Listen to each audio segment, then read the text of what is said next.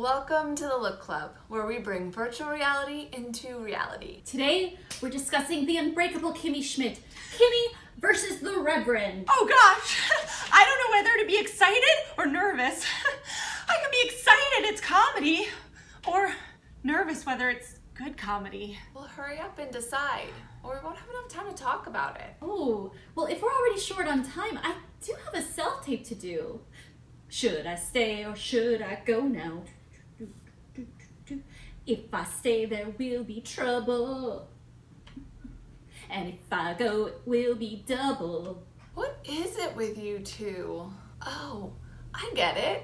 Kimmy Vs The Reverend is an interactive television show where we get to choose what the character does.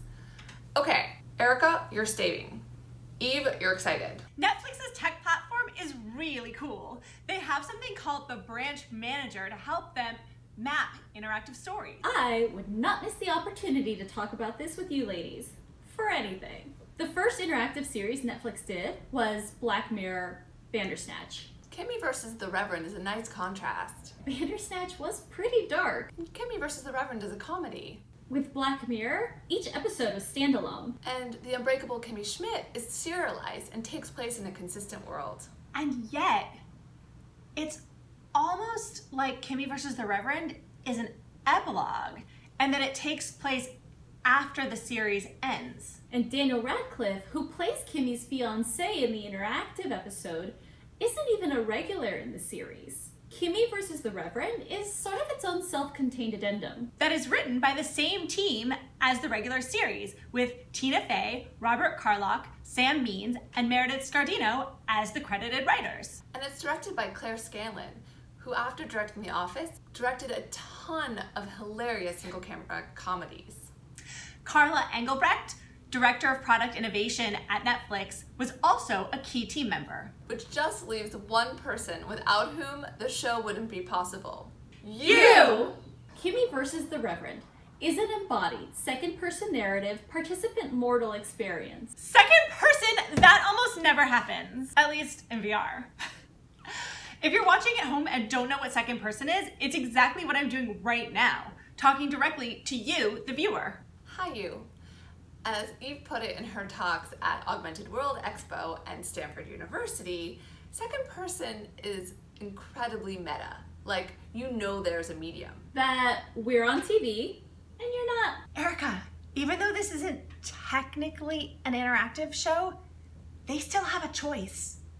They can turn off the show if you're a big person. So, to avoid you turning us off, let's get to it. Okay, ladies, are you ready? Let's turn on our headsets. Let's stop our headsets and appreciate that we don't have to mess up our hair. And now for real. Go to your devices. Open your Netflix and Don't chill. The clock is ticking. I'm ordering an Uber. He'll arrive in 4,000 minutes. That's so many minutes. Okay, I don't think that was the right ending, but I don't know. I'm not a writer. Do-over! Fine, we can walk. So, what did we think? I wanted to like it. It's cool how we get to make Kimmy act un-Kimmy-like. And I felt bullied by the characters. It is interesting how we get dinged if we push Kimmy out of character. And by dinged, you mean shat on. Then the word would be dunged. Kimmy is a cult survivor. Someone who very easily accepts what she's told or whatever situation she finds herself in. And I wish they'd made better use of that. Like, let you choose to make crazy things happen for her to react to. Instead of just having you make her decisions. And not just her decisions, you make choices for multiple characters. That made me feel disconnected. I get that. I was skeptical at first. It was potentially gimmicky. And they really lean into those decision points. But it grew on me as I took different story paths. I appreciated the subtle differences in a scene when you get to it a different way. Yeah, like how Chris Parnell's character was on different drugs depending on what choices you had made. Yeah, or how a scene might resonate differently depending on what you'd seen before it. Like in one version, when Fiona says, "Good boy," it's a callback. And in another, it's not. A callback is sitcom writers speak for when a show references something that happened earlier. Oh. Yeah, that casting director wants my self-tape, like, now. But I have no doubt in my mind that this is exactly what I'm supposed to be doing right now. As zany as the interactive episode is, it is in keeping with the tone of the series, which is now extended to include me, the viewer. I did feel part of the show, and that is very hard to achieve. Did you feel like you could categorize the different results of your choices? Yeah, some of them were just like comedic options, which didn't affect the overall story. Like when you decide how John Hamm's character will be breaking out of jail. Others did affect the story scenes.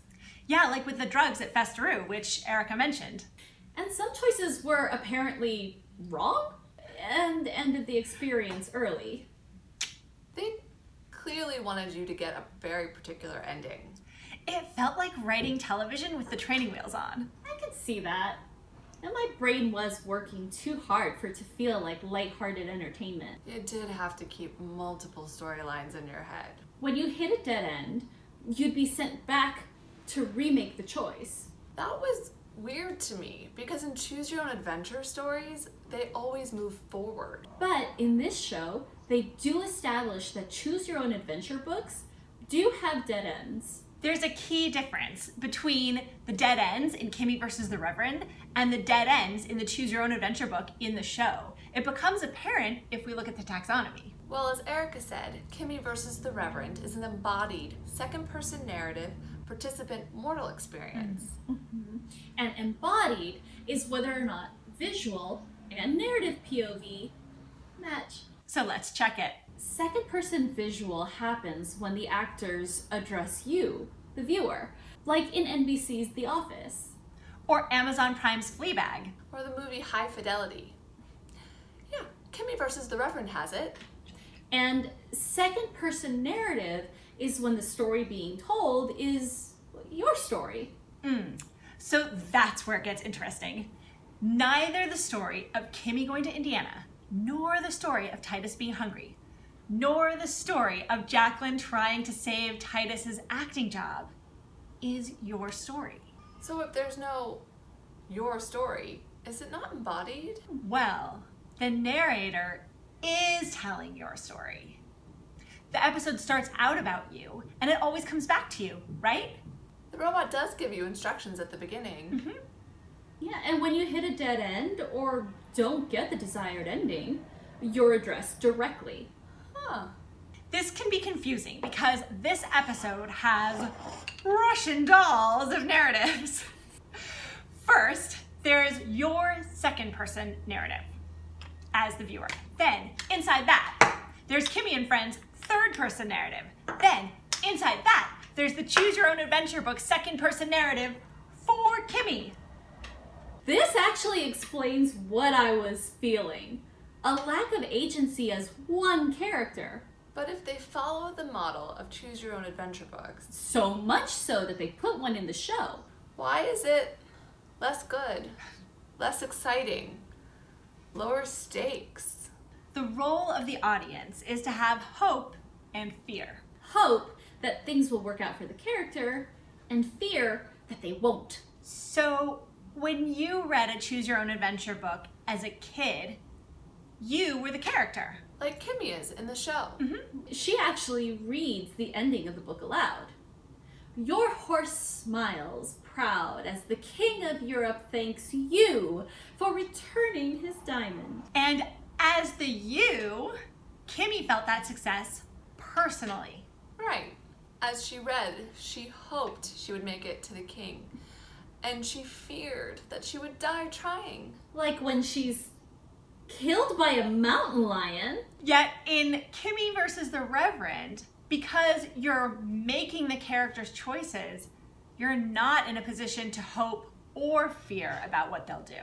That's true, because we're controlling it. And we're not a character or player that can drive the story and for whom there are real stakes. Because we're making some of the choices for multiple characters and not all of the choices for one character. And for us, the you that the narrator acknowledges, the only real stakes are whether you get the story right. The consequences of which are either having fictional characters bully you or not. Which doesn't feel as high stakes as being killed in a toaster store, being thanked by a king, playing the lead in a movie, or marrying a prince. So a dead end would feel like the conclusion of forward movement to you, Jessica, in a Choose Your Own Adventure book because it's the end of your story. And it doesn't in Kimmy Vs. The Reverend, because when the characters die, it's not the end of the second person narrative. That would require me dying. Oh, now that's a high stakes interactive experience. And instead, they just have you try again. I'm still conflicted about this whole there are wrong choices. Are there wrong choices in life? Well, in this experience, we're not making choices for our life. We're making choices for characters' lives. And there are better and worse choices as a writer. Now I get what you meant by this feeling like writing a TV show with the training wheels on. It makes me wonder if Kimmy Vs. The Reverend is all of the post-it notes of all of the possible ideas that the writers had in the writer's room. Thumb roll, please. One thumb up. So to summarize, Kimmy Vs. The Reverend is an embodied second-person narrative participant mortal experience. And it's effective because it uses consistent and clearly delineated points of view. And a consistent tone. It is structurally sound. The choices you make do make a difference.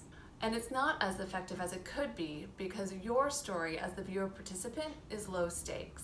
And because it makes the viewer feel defeated and not good about themselves. Like the coach who says, "You suck," instead of the one who says, "Great effort." Hey, it works for some people. To learn more about Kimmy Vs. The Reverend and find out how and where to watch it, visit our website, thelook.club. Until next time. Remember, you're free to make whatever choice you want. But you are not free From the consequences.